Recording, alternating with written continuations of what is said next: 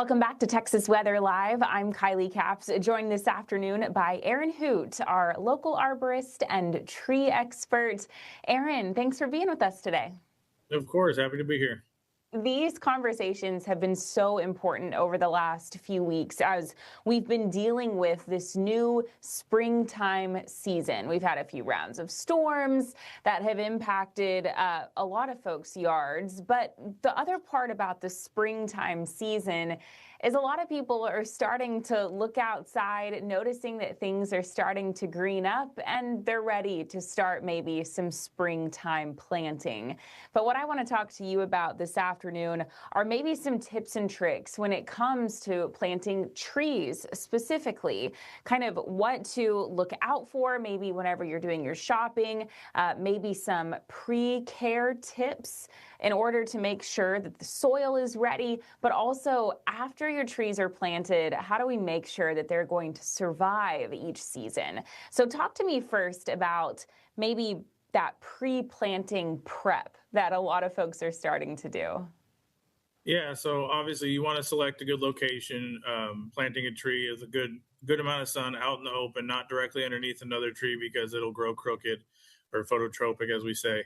And then select a good variety, something that's going to be set up for success. Native trees are best and low stress trees. But then when you get the tree, it's not just putting a tree in a hole. Yeah. You want the root ball to be somewhat moist, so you want to water a tree a little bit before you end up planting it. You want to make sure you call ahead. We have underground utilities everywhere.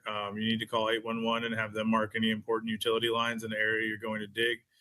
This is actually, in most cases, required by the city you live in and free. Just takes a couple of days. They'll come out and mark them. And then preparing the tree itself when you're ready to plant it. There's a lot that can go wrong when planting a tree, and a lot that can be done wrong. And you don't see the effects of that until you're a couple of years in and the tree's either not surviving or there's some really freak cases. I went and checked on a tree we planted last year today that actually bent over like a candy cane. And that was a soil moisture condition. It's sitting in water because the soil doesn't drain for site is suitable for the tree you're going to plant. This time of year, is there a certain type of tree that comes to mind, especially in these springtime months, that you know, okay, this is actually what I would look for whenever you are going to pick something out? Well, I mean, you want to plant native trees when it comes down to it. There are some non-native trees that have proven themselves to be fairly sturdy and handle our weather well. Chinese pistache is the big favorite of a lot of people. It's the only non-native tree that I'm pretty fine with planting because it has proven itself to be able to handle our environment, and they sell it sterile now, so you don't have to worry about it being invasive in any way. The native trees are going to do the best, especially planting in the spring. Spring is not actually ideal in Texas and most parts of the country. If you look it up, it says when's the best time to plant, it's probably going to say spring. Okay. Fall is better. Okay. Because planting a tree is stressful. You go through transplant shock, and we typically have a severe drought in the summers. And expecting a tree to go through a transplant shock and a drought when it's trying to establish is really like rolling the dice. Tree roots still grow when a tree is dormant. So planting a tree in middle to late fall and letting it overwinter while it's dormant, it's still going to establish into the soil while it's resting, if you will, and not have to worry about doing everything else with the leaves and all that while it's establishing. So fall and even some parts of winter are best, but spring is still good. Last year would have been an incredible time to plant a tree in the spring because we had so much rain and a mild summer that it would have been way less stressful. Yeah, I'm a little worried that we've been talking in the weather department about what we think that this summer is going to be like, especially after the warmest March on record.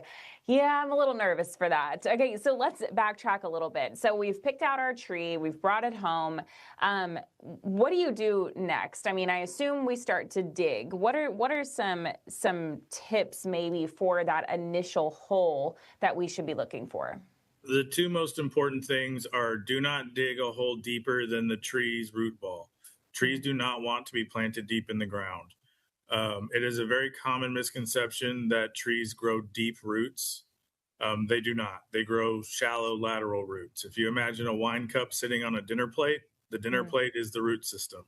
The only time trees put down tap roots is when they're sprouting from seed, like from an acorn, and that's to gain stability and access water when they're very shallow in the soil.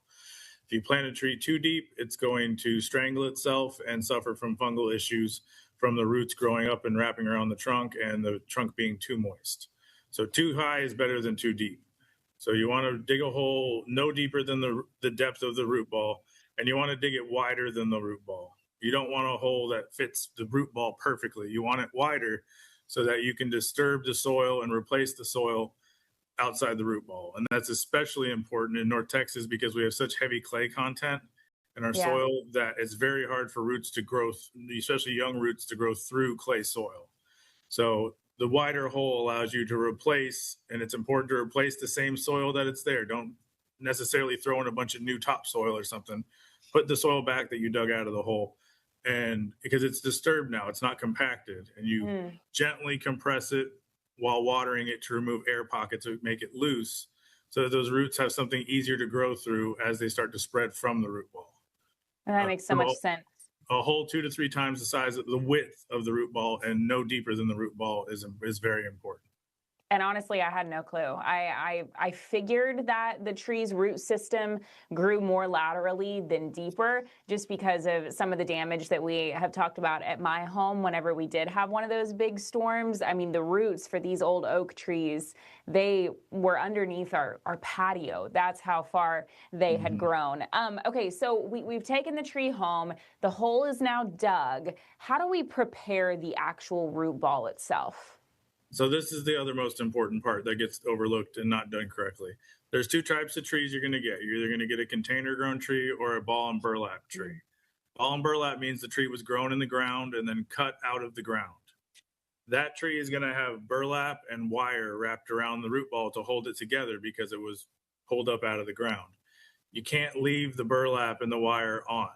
You have to remove as much of the burlap as possible from the sides and the top, and at least the top part of the wire cage, because even though some people will tell you it doesn't, that will impede root growth. You don't want roots hitting anything because they're a path of least resistance mechanism. If a root hits something, it turns. And that wire will eventually sever the root as the root tries to grow through it. So that's very important with the ball and burlap trees. They don't tend to have a lot of circling roots or anything because their roots are actually cut when they were cut out of the ground. The other type, container grown, which is my preferred type. You can't get very big trees container grown, but it's because you have a more intact root system. The downside is the root system is usually circling because it's hit the edges of the pot and it started to circle around. You have to stop the circling. When I plant a tree, I just about destroy half of the root ball. I pull the roots out so they're not circling. I cut through some of the roots that are circling too much so that the roots are sticking out and frizzy, because that's the direction you want them to grow. If they just continue to grow in a circle, they'll never establish in the soil and the tree will never be stable, and eventually it'll choke itself. So tending to the root ball, getting it ready to be planted and have the best direction of root growth for success is very important. The majority of trees, especially native trees that struggle with droughts, have girdled root systems where the roots have grown over and around each other. Okay, so now we've taken care of the root ball. We've gotten our hole ready. What about mulching? I know that at this time of year too, I mean, Home Depot always has a mulch sale just because of all the people that are starting to get their yards and their trees ready, right? The big 4 for $10 pallets that are all over, mulch is great. Mulch is very good for trees because it retains moisture, which is important in a drought, and can prevent competition from other plants, even though some will grow through it. But mulch is also one of the things that's done very wrong. So remember how we talked about the roots being shallow? That's because roots need oxygen. The oxygen that is taken in by the tree is taken in through the soil.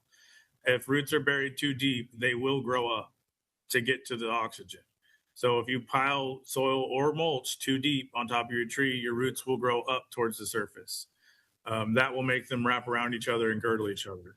Also, mulch on a trunk of a tree is bad. The trunk of a tree does not want to be wet. Roots like moisture, but not even all the time. You do what's called volcano mulching, and you pile the mulch up like a cone up against the edge of the tree, you're undoubtedly going to have fungal issues. Fungus grows in hot, wet environments. That's exactly what mulch is in the summertime. So 2 to 3 inches max of mulch, as far of a circle as you're comfortable with. The edge of the drip line is ideal, but most people don't want to give it that much space. But no mulch against the trunk. So 2 to 3 inches flat, and then nothing at the trunk so you can see that root flare. Your tree should not look like a telephone pole. Such great advice, Aaron. So just briefly to summarize, when we are picking out the right tree, we want to make sure that it is in the right location in our yard. We want to make sure that there's no utility lines underneath it. Whenever you are bringing the tree home, want to make sure that the hole is wide enough, not necessarily deeper than the root ball, but wider than the root ball. That'll set us up for success. And then again, all of the points that you just made when it comes to mulching, I feel like you're setting us up for pretty good success, even if the springtime months aren't completely ideal for tree planting. And it's still okay for it. Two ways to make better successful tree plantings in the spring is native trees and smaller trees. Okay. I planted a tree in May a couple years ago, and it's done perfectly fine. But it was like a 5-gallon tree, but it's 12 feet tall now. Wow. Smaller trees establish faster and have less needs, so they need less water, and they'll start growing sooner than a taller tree will. You plant a 6-foot tree and a 4-foot tree. The 4-foot tree is going to outgrow the 6-foot tree because it will start growing sooner. The other two big things to mention is stakes. You're not supposed to stake trees. If a tree does not feel wind, it does not spread its roots as well. The more wind it feels, the better the roots will spread and the better it'll anchor into the ground. We do sometimes have to stake trees because we know the kind of wind we get. High wind areas, it might blow the tree over. So if you do stake, you don't want them longer than 6 months to a year. And you don't want the loops tied tightly around the trunk from the supports because it'll strangle the tree. The other thing, and it's the thing that is very unpopular opinion, no tree rings. No rock rings, no metal edging, none of that. It will all impede the proper root spread, and it will undoubtedly either sever roots or make roots girdle themselves. So just mulch. Okay. The more you know. Aaron Hoot, thank you so much for joining us this afternoon, and thank you for watching this afternoon's edition of Texas Weather Live. Fox 4 at 4 is back in just a couple of minutes.